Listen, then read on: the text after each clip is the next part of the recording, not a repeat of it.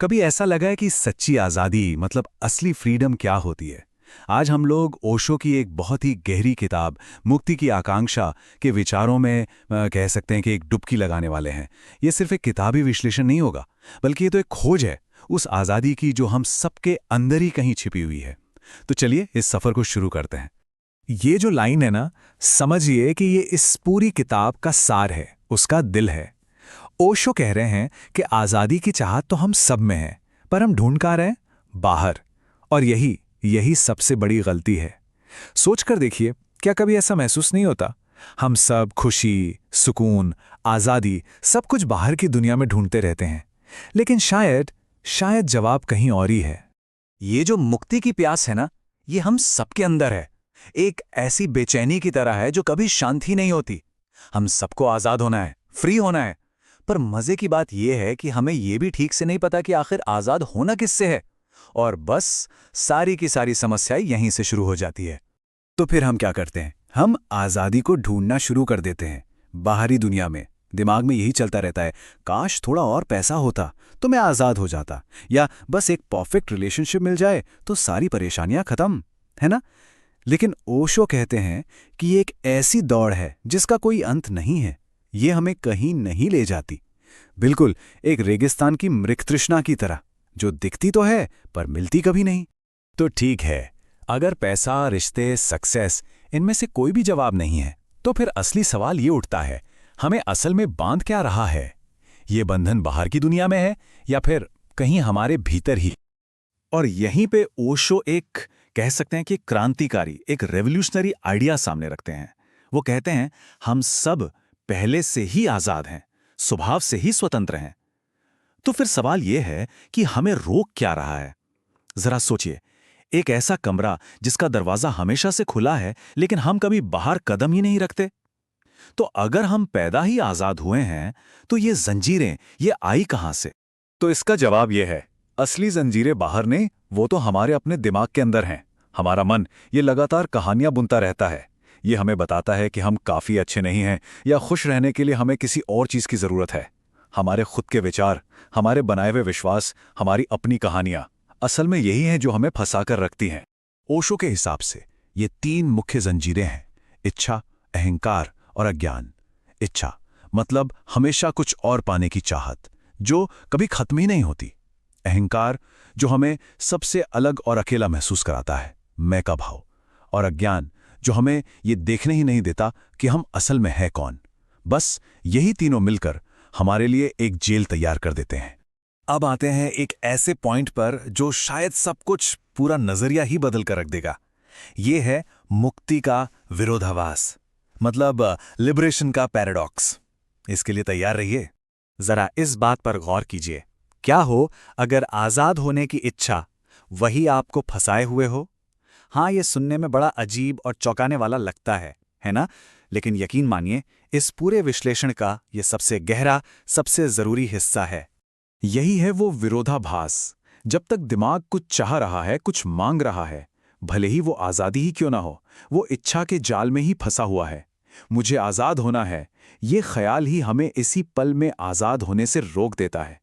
ये बिल्कुल वैसा ही है जैसे कोई रोज कहे, बस कल से पक्का डाइटिंग शुरू। वो कल कभी आता ही नहीं है।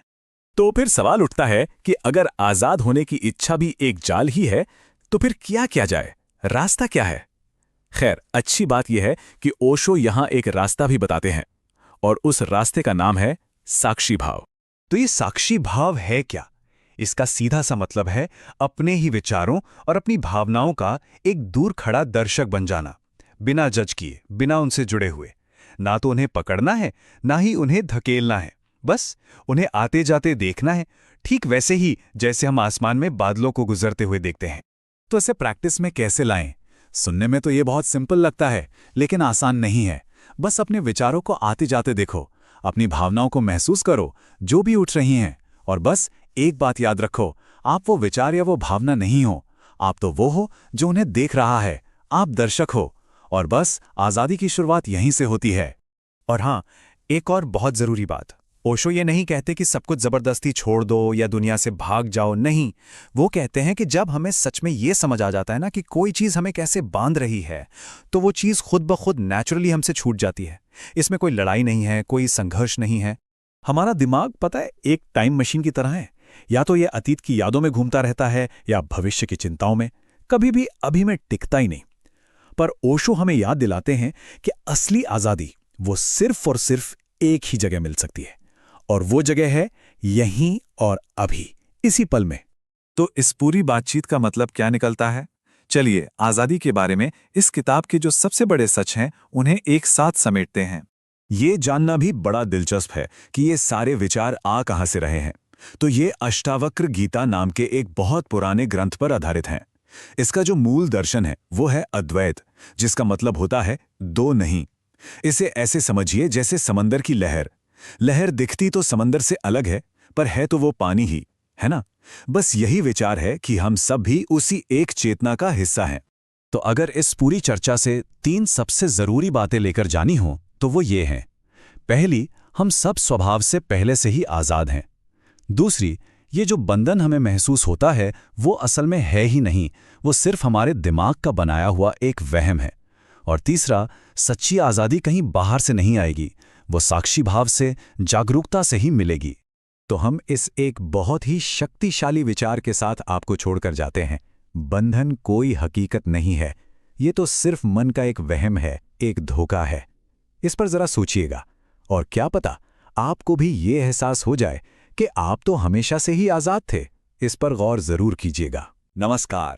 सोचिए, जिस मुक्ति की, जिस आज़ादी की हम सबको तलाश है, क्या हो अगर वही तलाश हमें और भी ज्यादा बांध रही हो?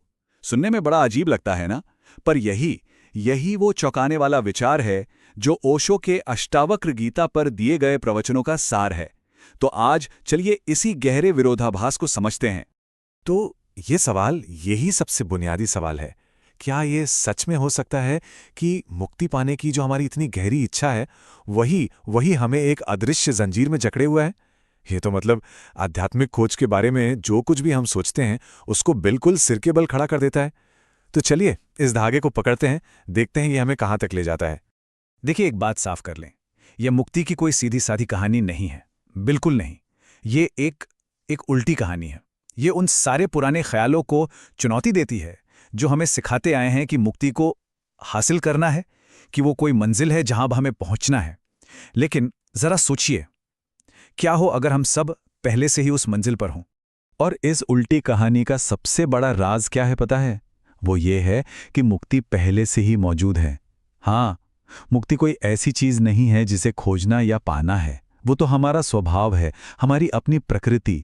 तो फिर गड़बड़ कहाँ है? असली प्रॉब्लम क्या है? बस एक, कि हम ये भूल चुके हैं कि हम असल में हैं कौन। तो अब आते हैं उस ख्याल पर जो सच में सब कुछ बदल कर रख देता है। इस पूरी टीचिंग के मुताबिक मुक्ति की इच्छा करना, हाँ, उसकी चाहत रखना, यही सबसे बड़ा बंधन है ना अजीब? मतलब जिस चीज को हम हल समझ रहे हैं, असल में वही समस्या की जड़ है। और यहां देखिए, यह साफ हो जाता है कि ऐसा क्यों है।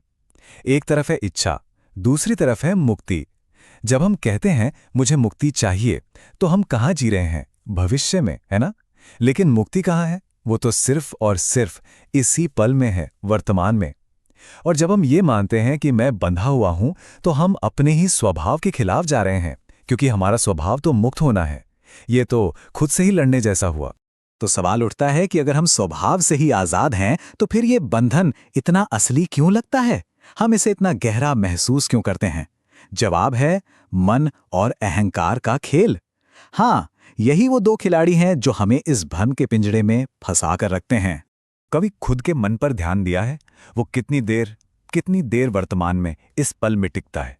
शायद बहुत कम, है ना? उसका तो काम ही है पेंडुलम की तरह घूमना, या तो अतीत के पछतावों में या फिर भविष्य की चिंताओं में। और इसी भागदौड़ से, इसी से पैदा होते हैं डर, चिंता, पछतावा। हमारे सारे दुखों की जड़ यही तो है। और इसीलिए अष्टावक्र और ओशो दोनों एक ही बात कहते हैं, जागो, ये एक सपना है। बस एक पल के लिए इस पर सोचिए। ये दुनिया जिसे हम इतना ठोस, इतना असली मानते हैं, क्या हो अगर ये हमारे मन की ही एक रचना हो, एक सपने की तरह? और सबसे मजेदार बात पता है क्या है? हर सपने से जागा जा सकता है।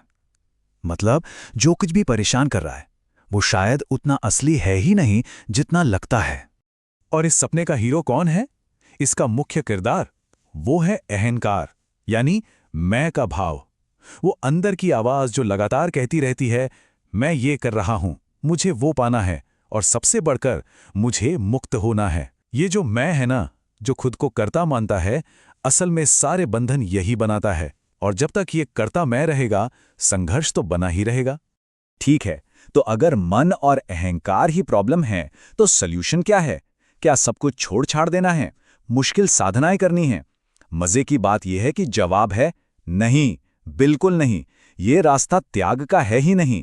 ये रास्ता है सिर्फ और सिर्फ गहरी समझ का, कुछ करने का नहीं, बल्कि सिर्फ देखने का, जानने का। यहां देखिए, दोनों रास्तों में फर्क कितना साफ है। एक तरफ है पारंपरिक रास्ता, जिसमें है कठिन साधना, त्याग, दुनिया को छोड़ना, और दूसरी तरफ है अष्टावक्र का मार्ग, जो कहता है सहज रहो, जागरूक रहो और बस समझो। यहां कुछ भी छोड़ना नहीं है, सिर्फ उस सपने से जागना है जिसमें अब तक जी रहे थे। और जागने की इसी प्रक्रिया का नाम है साक्षी भाव। साक्षी होने का मतलब क्या है? मतलब है अपने विचारों, अपनी भावनाओं को बस देखना दूर से, जैसे कोई आसमान में बादलों को देखता है। बादल आते हैं, चले जाते हैं, लेकिन आसमान वहीं रहता है। हम वो आसमान हैं, बादल नहीं। ये समझ कि मैं मन नहीं हूं, मैं तो वो हूं जो इस मन के खेल को देख रहा है। तो ये बदलाव होता कैसे है? ये कोई जबरदस्ती की बात नहीं है, ये बहुत सहजता से होता है। पहला कदम, मन के खेल को पहचानना। अरे हाँ, ये तो बस अतीत और भविष्य में कूद रहा है। दूसरा, धीरे धीरे अपने शरीर और मन से अपनी पहचान हटाना। मैं ये शरीर नहीं, मैं ये मन नहीं। तीसरा, करने वाले के भाव से हटकर सिर्फ देखने वाले यानी साक्षी बन जाना। और फिर आखिर में कुछ करना ही नहीं है, बस अपने असली शांत स्वभाव में ठहर जाना है, आराम करना है। और जैसे जैसे ये समझ गहरी होती जाती है, परम सत्य सामने आ जाता है। वो सच जो हमेशा से यही था, बस अज्ञान की एक पतली सी चादर से ढका हुआ था।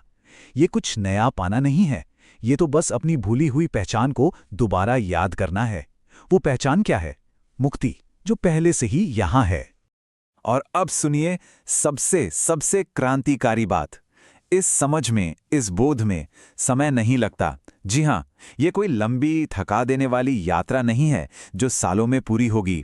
ये एक पल में हो सकता है, अभी यहीं। ये बस नजरिए का खेल है, एक पल में पहचान का बदल जाना है। और जब ऐसा होता है तो जिंदगी कैसी होती है, जरा कल्पना कीजिए। एक ऐसी जिंदगी जहां कोई इच्छा नहीं बची, कोई डर नहीं है, पाने के लिए कोई मंजिल नहीं है। जीवन बस पूरी आजादी और सहजता से बहता है। इसी को तो मोक्ष कहते हैं, निर्वाण कहते हैं, आत्मज्ञान कहते हैं। ये कोई दूसरी दुनिया की बात नहीं है, ये इसी दुनिया में जीने का एक बिल्कुल नया, एक बिल्कुल अलग अंदाज है। तो इस पूरी बातचीत के आखिर में बस एक सवाल बचता है।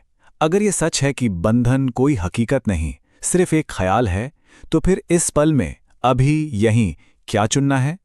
उस बंधन के ख्याल को पकड़कर रखना है, या अपनी उस आज़ादी को पहचानना है जो हमेशा से हमारी थी?